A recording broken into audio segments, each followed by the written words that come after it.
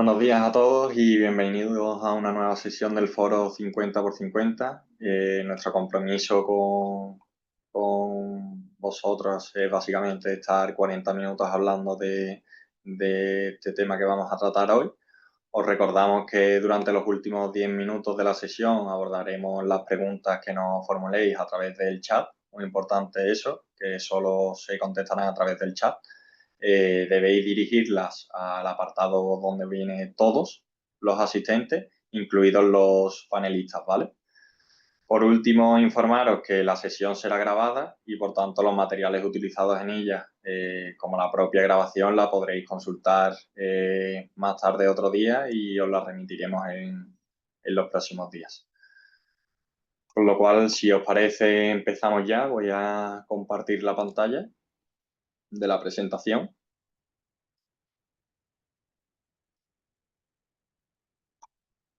¿Vale? Estáis viendo en pantalla, imagino. Si no, me ponéis algo por el chat y lo vemos. Pero hoy vamos a tratar las cuestiones prácticas de cómo afrontar una brecha de seguridad. Eh, Os voy a adelantar un poco el índice, pero básicamente en un entorno cada vez más digitalizado, la protección de datos y la gestión eficaz de los incidentes se ha convertido en los pilares fundamentales para una organización y también para la ciudadanía, por lo que las brechas de seguridad no solo implican riesgos que pudiésemos ver técnicos o económicos, sino también consecuencias legales, consecuencias reputacionales y sobre todo de confianza, ¿no? Frente a clientes o a ciudadanos, como hemos podido ver recientemente con el tema del apagón, ¿no? Esta presentación tiene un objetivo muy claro, que es proporcionar una visión pues, bastante práctica y actualizada sobre la gestión de las brechas de seguridad. Vamos a abarcar desde conceptos fundamentales hasta pasando un poco por el marco normativo a nivel nacional y europeo. Y por otro lado, veremos también casos prácticos y herramientas de apoyo que se ponen a disposición de tanto de las organizaciones como de los ciudadanos. Si os parece, vamos a empezar con dos conceptos fundamentales que son, por un lado, estaría que es una brecha de seguridad. Esta sesión la vamos a comenzar efectivamente abordando estos dos conceptos que tienen el sentido que les vamos a mostrar ahora y que necesitamos saber antes de empezar o de analizar qué es lo que ha ocurrido con una brecha. Básicamente, una brecha de seguridad en términos generales es cualquier incidente que compromete la seguridad de la información. Puede afectar a una, varias o incluso a tres dimensiones. Las más importantes van a ser la confidencialidad de esos datos, la integridad y la disponibilidad de los mismos. Esto puede incluir, por ejemplo, el acceso no autorizado a una base de datos, la destrucción accidental de información o incluso un fallo técnico que impida acceder a datos de ciertos sistemas.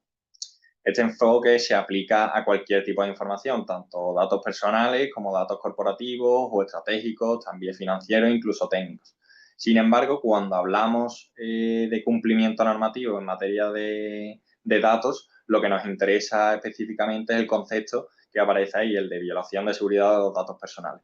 Como podéis ver en pantalla, esto viene reflejado en el artículo 4.12 del reglamento y básicamente es toda violación de la seguridad que ocasiona la destrucción, pérdida o alteración, ya sea de forma accidental o ilícita, de datos personales transmitidos, conservados o tratados de otra forma o la comunicación, acceso no autorizado a dichos datos.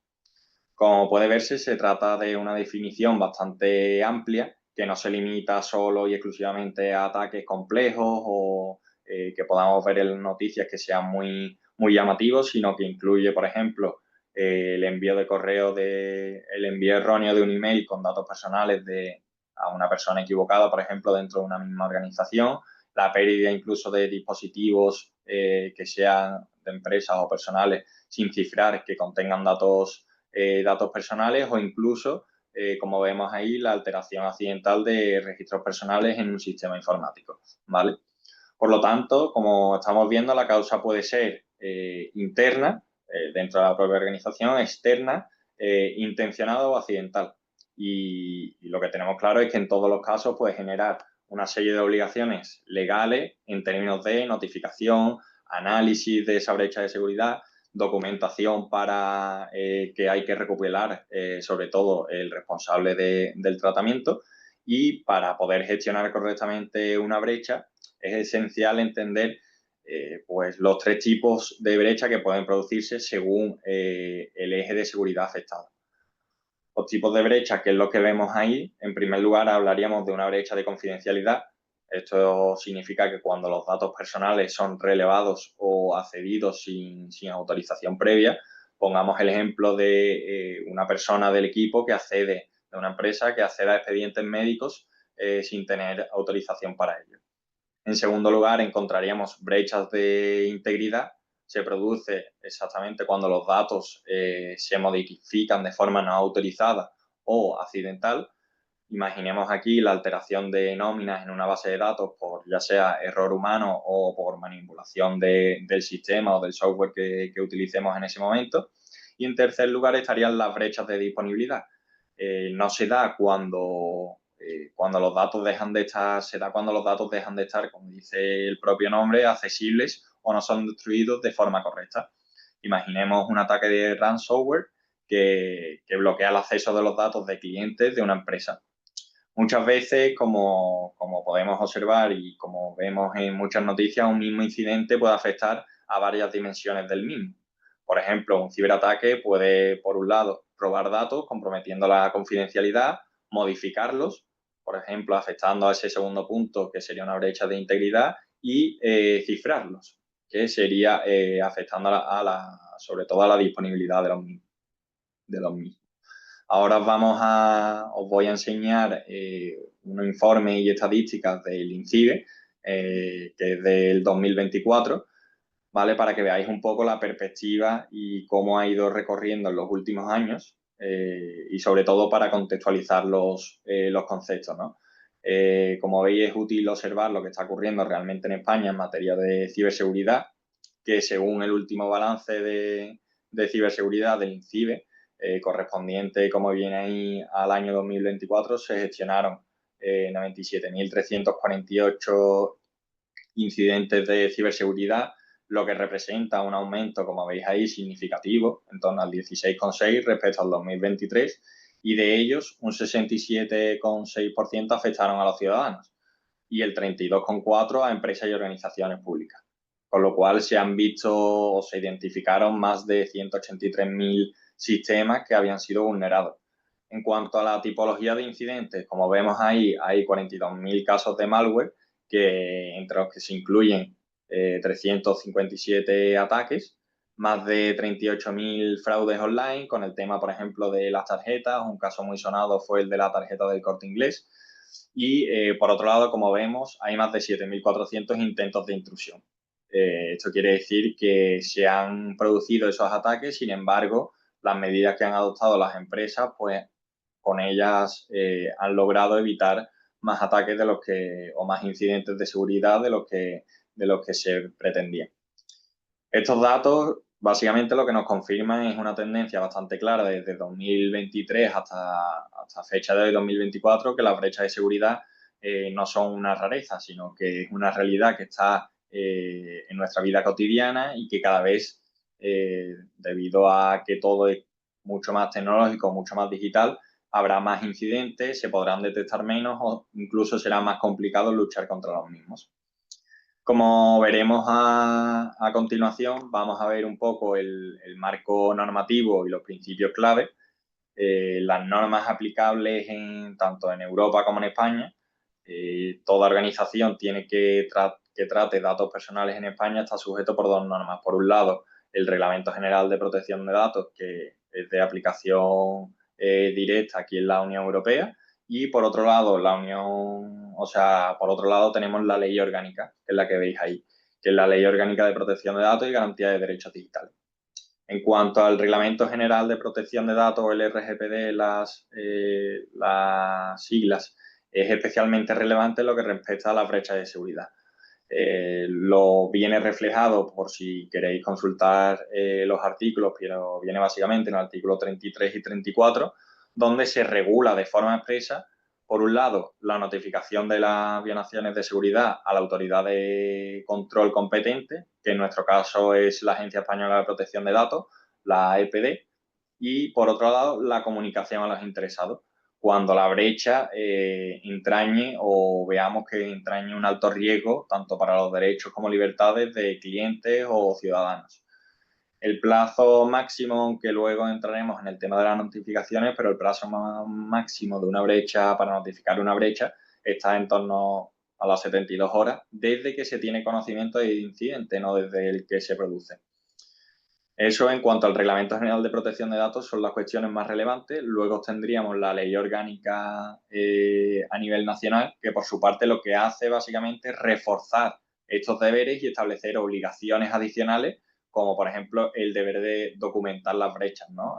Tener un registro de incidencias que se llama, incluso cuando estas brechas no tengan la obligación de notificarse. Por lo tanto, más allá del incidente en sí, el marco normativo lo que exige tanto a nivel europeo como nacional es una responsabilidad por parte de las empresas de transparencia, de documentación en el caso de que ocurra cualquier brecha o incidente de seguridad y sobre todo, que es lo más importante, que muchas veces las empresas se olvidan de esto, es la capacidad de demostrar que se ha adoptado medidas adecuadas para luchar contra este incidente de seguridad.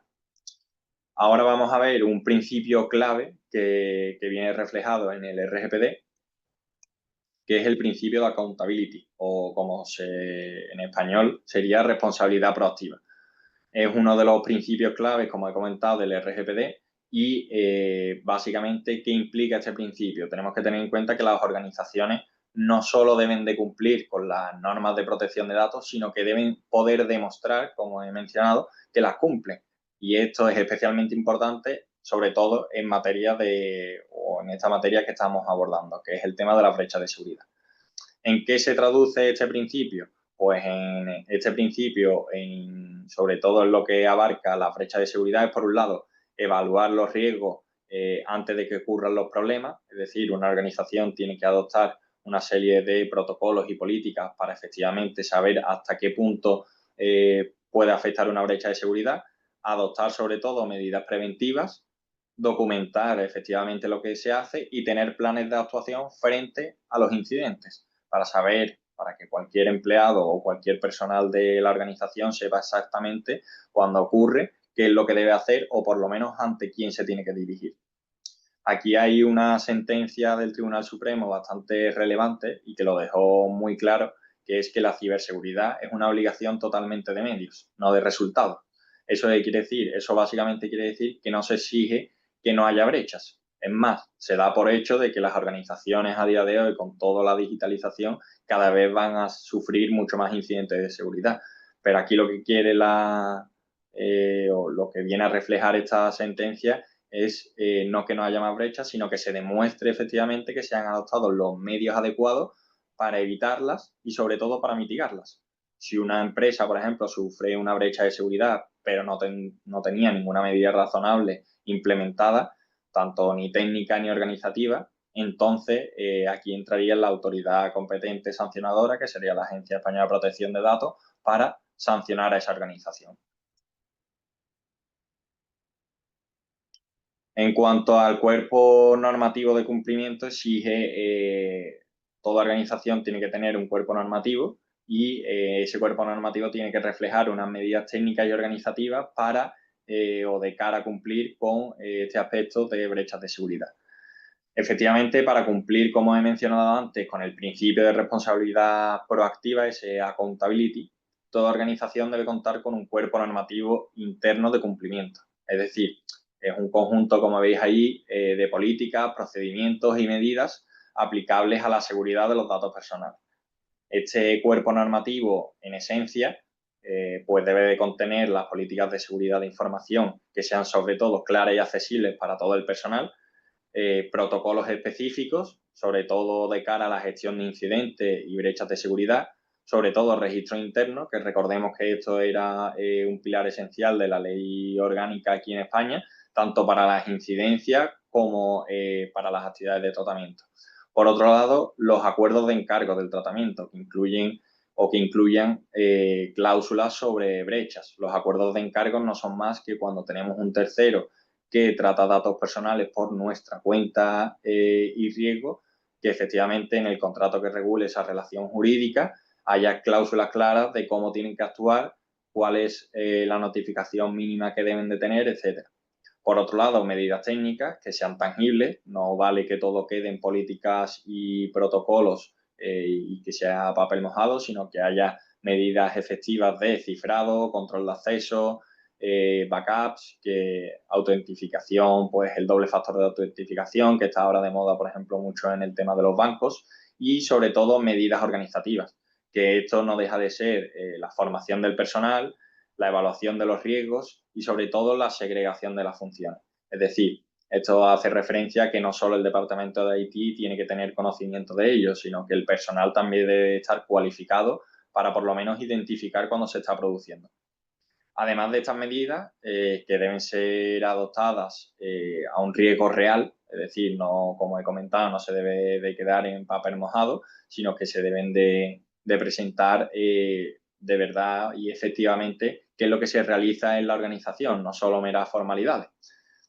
Por lo tanto, haciendo un resumen breve, el cumplimiento que exige tanto el RGPD como la LOPD-GDD no sé si, o sea, no se puede improvisar, sino que se debe exigir, porque cuando ocurre una brecha se debe de preparar con antelación la documentación necesaria y integrarlo sobre todo en la cultura de la entidad o de la empresa en este caso, no solo con el único objetivo de minimizar las sanciones en un futuro si hubiese, sino que también para que reduzca sobre todo el impacto tanto operativo, y aquí hay un impacto que es esencial, que las organizaciones no están teniendo o no tienen muchas veces en cuenta, que es el impacto reputacional, ¿no? Como se vería en una empresa que hay o que se ha producido una brecha de seguridad y que se han filtrado datos personales, por ejemplo, de clientes. Ahora, entrando un poco más en el área práctica, vamos a ver la gestión de las brechas de seguridad, porque una brecha de seguridad no es solo, por así decirlo, un evento aislado, sino es un proceso con varias fases. Por eso hablamos sobre todo de ese ciclo de vida en las brechas de seguridad, que abarca desde el momento en el que se produce el incidente hasta que se resuelve completamente. Se documenta y, por lo tanto, se adoptan las medidas preventivas. Es un ciclo que es progresivo, con lo cual el ciclo comienza, por un lado, en la detención de esa brecha, si es que se puede, sigue con su análisis y evolución, se continúa con la notificación y si es necesario, pues se hace la documentación pertinente ante la exigencia de la autoridad de control y la revisión y mejora de las medidas adoptadas para que efectivamente no se vuelva a producir o se mitiguen los riesgos lo máximo posible. Esta visión por fase es fundamental y es bien exigido sobre todo a nivel europeo, ya que no se exige, como he comentado, eliminar el riesgo al 100%. De hecho, cada vez seremos más partícipes de este tipo de actuaciones. Pero sí lo que determina el reglamento y a nivel Europa, las directrices que se han dado es de actuar sobre todo de forma diligente y demostrable ante cualquier incidente que afecte a datos personales. En la ahora vamos a ver un poco las fases claves de la gestión, de cómo se gestiona ese incidente. Vamos a ver, como estáis viendo en pantalla, 5 fases operativas que son clave para gestionar las brechas de seguridad. Por un lado estaría la detención efectiva del incidente. Esto básicamente las organizaciones deben de disponer de medios técnicos y humanos, por un lado, para identificar con rapidez que ha ocurrido una brecha, que muchas organizaciones tardan días, incluso semanas, y en enterarse de qué información es la que efectivamente ha sido comprometida. Por ejemplo, ¿cómo se puede actuar para la detención de incidentes? Pues la monitorización activa de los accesos, alertas de seguridad, un canal interno de comunicación de incidentes, por ejemplo, para los empleados, o si detectan algún tipo de fraude o algún tipo de intromisión en los equipos. Una vez se ha hecho esta fase, se pasaría a la contención inmediata. que es, efectivamente, una vez que se ha detectado el incidente, hay que actuar rápidamente para que efectivamente se frene su expansión. Esto puede implicar desde bloquear accesos, apagar servidores, aislar redes o incluso suspender temporalmente los servicios. Aquí el objetivo, sobre todo, se basa en limitar el daño, es decir, que evitar que se agrave lo máximo posible. Por otro lado, estaría los análisis y evaluación de riesgo. Esta fase se valora qué tipo de datos han sido comprometidos, cuántos son o a qué número de afectados impacta esta intromisión y sobre todo las consecuencias que puede tener tanto en los derechos como en las libertades, tanto si es a nivel de organización de los clientes, de los empleados, incluso de los empleados públicos, ¿no? Esta evaluación es la que determina si exige o si existe esa obligación de notificar a la Agencia Española de Protección de Datos y, sobre todo, de comunicar a los interesados esta brecha de seguridad. Es importante que esta fase, sobre todo, esté bien documentada por lo que hemos mencionado de forma previa, que es esa capacidad de demostrar pues, que se han implementado o que esa organización tiene implementado todas las medidas necesarias. Por otro lado, estaría la mitigación del daño o del riesgo, que implica, obviamente, pues adoptar todas esas medidas necesarias para minimizar los efectos de la brecha, restaurar esa resiliencia, que básicamente es restaurar los datos de copia de seguridad cuanto antes posible, reforzar las contraseñas si es necesario, incluso informar al personal tanto implicado directa como indirectamente. También se pueden incluir aquí en esta fase de mitigación del daño acciones legales o técnicas complementarias para evitar efectivamente que se produzca una brecha masiva. Y por último estaría la resolución o cierre, que una vez estabilizada todas estas fases, cada una de estas fases y estabilizada la situación, lo que se deben de documentar son los hechos, registrar la brecha desde que se ha tenido conocimiento de ella en un inicio, identificar los fallos que se hayan podido cometer y, obviamente, revisar los procedimientos y cerrarla. En muchos casos, esta fase culmina con una auditoría, ya sea interna o externa, o con incluso la actualización de esas medidas técnicas y organizativas aplicables a la organización. Ahora vamos a detenernos en los registros de incidentes de seguridad, ya que incluso si la brecha no tiene que notificarse a la Agencia Española de Protección de Datos, tanto el RGPD como la LOPD-GDD exige, que es la ley orgánica aquí en España, como he mencionado, exige efectivamente que se documente de manera interna, es decir, las organizaciones deben de llevar su propio registro de todas las violaciones de seguridad de datos personales que se hayan producido, aunque no implique un alto riesgo y no haya que notificar a la Agencia Española de Protección de Datos. Este registro, como veis ahí, pues es bastante sencillo, pero debe incluir mínimo esas 5 pautas, que por un lado es pues, fecha y hora del incidente, persona que detecta y comunica el incidente. Esto refleja una clara proactividad porque no deja que solo el personal, por ejemplo, de IT de la organización es quien tenga que estar continuamente o tenga que tener la formación para detectar este tipo de incidentes. Después, qué datos han sido afectados, sobre todo, las posibles consecuencias si entrañan un alto riesgo para esos interesados y de qué forma la organización ha implementado o ha adoptado medidas técnicas y los responsables en cada actuación. Este documento no es un simple formulario que tenga que tener, como he comentado, la empresa a nivel burocrático, pues, y que finalmente se quede en papel mojado, sino esto es una prueba de que efectivamente de esa accountability o esa responsabilidad proactiva, ¿no? De que la empresa, conforme a los principios que determina la norma, ha actuado de forma diligente. Además, no solo esto lo tenéis que ver como algo interno o algo de la organización y que esto es un por si acaso, sino que esto también va a permitir a tanto la entidad como a la organización aprender de esos errores, mejorar sobre todo los sistemas o protocolos de seguridad que tengan y llevar un registro que proteja tanto a nivel externo como interno a la organización para evitar futuras reclamaciones. Como he mencionado, ahora vamos a entrar un poco en la obligación de notificación, que ya sabemos que el plazo es de 72 horas, pero ahora vamos a entrar en un poco más bueno, un poco más en detalle, que es, aquí como vemos, el plazo son de 72 horas para notificar la brecha siempre y cuando entrañe un alto riesgo, pero cuando una organización sufre una brecha de seguridad que afecta a datos personales, no solo basta, como lo que hemos dicho, con gestionarlo de forma interna, ¿no? Sino que en caso de que entrañe un alto riesgo, habría que comunicar a la Agencia Española de Protección de Datos. Como veis ahí en la pantalla, pues para facilitar esta tarea, para evitar precisamente oponer esa proactividad, la Agencia Española de Protección de Datos ha creado una herramienta, que es la que veis en pantalla, que se llama Comunicabrecha RGPD.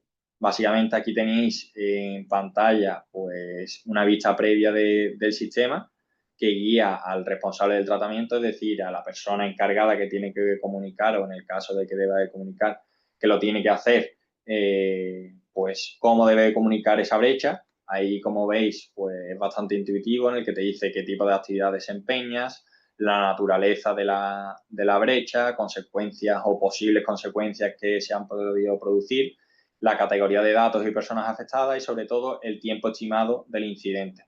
Es decir, el tiempo estimado que lleva o que puede llevar activo este incidente. Esta herramienta obviamente no sustituye la obligación de notificar o de contar con ese procedimiento interno, pero sí es verdad que va a ayudar a valorar si debe o no hacerse esa notificación y, sobre todo, a proporcionar una estructura lógica para recopilar esa información necesaria en el caso de que la autoridad competente no lo requiera. Hablamos básicamente de que las organizaciones tienen que ser capaces de demostrar que están sí, que están cumpliendo con la normativa y que son capaces de demostrarlo. Lo que no es capaz de demostrar no existe. En cuanto a las notificaciones, ya adelantamos que era un plazo que la autoridad de control la notificación debe hacerse en un plazo máximo de 72 horas, desde que el responsable tiene conocimiento, obviamente, desde que se ha producido la violación de seguridad. El contenido mínimo de esta notificación lo veis en pantalla, incluye 4 puntos fundamentales. Por un lado, la naturaleza de la brecha. Esto básicamente especifica qué tipo de datos han sido afectados y el número de interesados potenciales que pueden haber sido o que podrían ser afectados. Los datos de contacto, en su caso de que lo tengan, del delegado de protección de datos, si es que esa organización tiene la obligación de designarlo. Una descripción de forma exhaustiva de las posibles consecuencias de esa brecha y, sobre todo, las medidas adoptadas o las que tenía adoptada la empresa en su momento, o las propuestas para contener, mitigar y, sobre todo, corregir este incidente. Si no se dispone de esta información, en ese momento se puede realizar la notificación por fase, es decir, no hace falta presentar toda la documentación en el mismo momento que se tiene constancia de ello, pero debe indicarse así en la primera comunicación, decirle a la Agencia Española de Protección de Datos: oye, acabamos de detectar esto, estamos recopilando información, la trasladaremos a la mayor brevedad posible.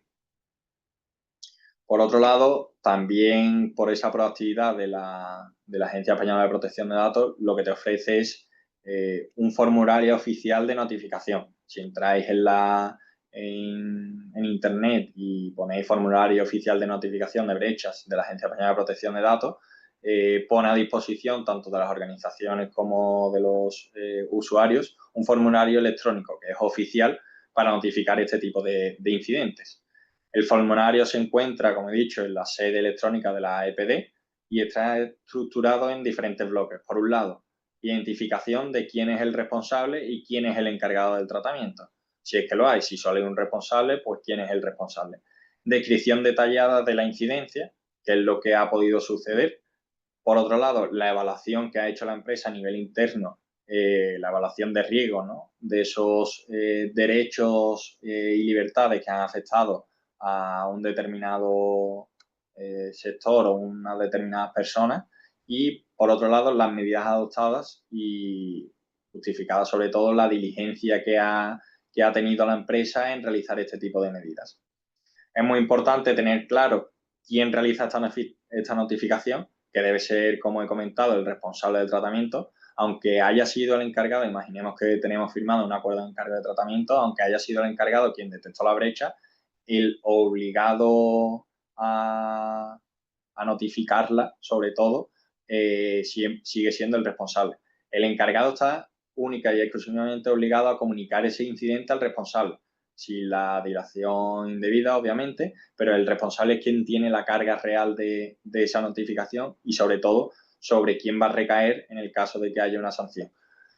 Contar con plantillas o con procedimientos internos para gestionar o formularios internos para gestionar y recabar toda esta información, lo que va a hacer es agilizar enormemente el proceso y, sobre todo, evitar posibles errores que se podrían generar que incrementasen esa responsabilidad de la empresa. Cuanto más cuanto más procedimientos internos tengamos para recabar información, todo el personal esté alineado, ese plazo de 72 horas, pues obviamente se verá reducido. Podremos notificar incluso antes de esas 72 horas. Aquí una cuestión interesante, importante, es cuándo, cómo y dónde comunicar a los interesados. Si la brecha entraña, como he comentado, un alto, porque no siempre, si recordáis, no siempre hay que comunicar la brecha a los interesados, solo hay que hacerlo siempre y cuando la brecha entraña un riesgo alto para los derechos y libertades de las personas afectadas. El responsable, en este caso el tratamiento, es el que además deberá informar directamente a esos interesados. Esta comunicación debe realizarse, como viene ahí, tan pronto como sea razonablemente posible y se tenga conocimiento efectivo del mismo, y debe cumplir con una serie de condiciones. Al final, esas condiciones no van más allá encaminado a que el usuario medio conozca realmente lo que ha pasado o qué es lo que ha sucedido con esos datos. Con lo cual, lo que se envíe, la carta formal que se envíe al usuario o al ciudadano, debe redactarse en un lenguaje sencillo y claro para que todo o el usuario medio lo pueda entender, incluir la naturaleza de la brecha, es decir, ante qué tipo de brecha estamos, explicar las posibles consecuencias, como por ejemplo la carta que envió el Corte Inglés, donde decía, oye, se han visto afectados esta serie de datos, pero no tarjetas. No van a poder hacer o realizar compras con tu tarjeta de crédito del Corte Inglés, etcétera. Indicar efectivamente las medidas que se adoptaron, en ese caso, pues restablecer todo el sistema operativo del Corte Inglés, contraseñas, etcétera, y ofrecer la información de contacto por si algún interesado quisiera o tuviese la necesidad de resolver alguna duda o ejercer alguno de sus derechos. Ahora bien, hay 3 excepciones en las que no será obligatorio comunicar la brecha a los interesados, incluso si el riesgo es alto. Como veis ahí, por un lado, está si se han aplicado las medidas técnicas eficaces, como por ejemplo el cifrado, que impiden que los datos sean comprensibles o se pueda hacer ingeniería inversa para saber qué tipos de datos personales son. Por otro lado, si efectivamente se han adoptado medidas correctivas inmediatas que han eliminado el riesgo por completo. Y, por último, si la comunicación individual implicaría un esfuerzo desproporcionado, en cuyo caso se puede optar por una comunicación pública.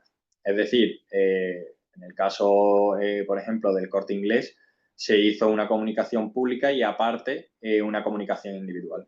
Pero si por temas organizativos de la empresa fuese imposible realizar esta a nivel global, a nivel público, o sea, a nivel individual, perdón, pues solo se haría una comunicación pública en el que se detallan los incidentes y se detalla lo ocurrido. Ahora, para aterrizar todo lo que estamos comentando y todo lo que estamos viendo, vamos a ver unos casos prácticos y experiencias reales.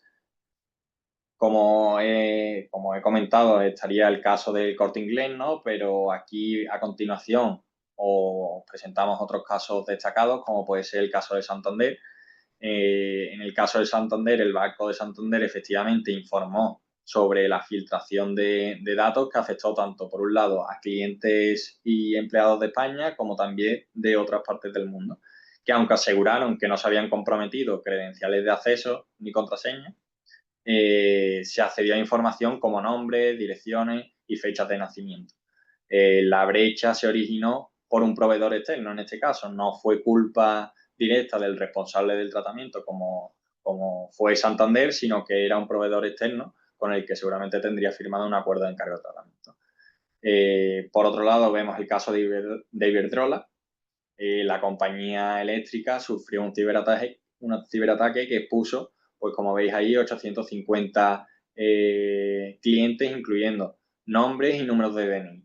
No afectó a datos financieros y se originó a través, nuevamente, de un proveedor externo. Aquí podemos pensar que en estas brechas de seguridad, pues bueno, si solo se han filtrado nombres y números de DNI, tampoco tiene mayor relevancia, pero a raíz de esto, de este tipo de brechas, luego vienen los ciberataques o vienen lo que te suele, por ejemplo, los mensajes del móvil cuando se filtraron también datos de la DGT, donde te ponían que habías cometido una infracción y que debías de pagarla haciendo clic en ese enlace.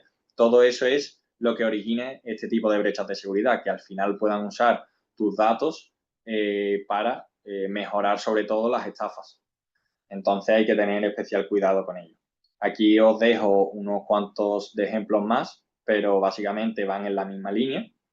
En cuanto a haciendo un análisis bastante simple, por así decirlo, de estas, o un análisis jurídico de la gestión que tomó cada organización, en cuanto a la notificación a la Agencia Española de Protección de Datos, todas las organizaciones que hemos visto en el caso práctico anteriormente, todas notificaron dentro del plazo de 72 horas, con lo cual cumplieron con el artículo 33 del RGPD.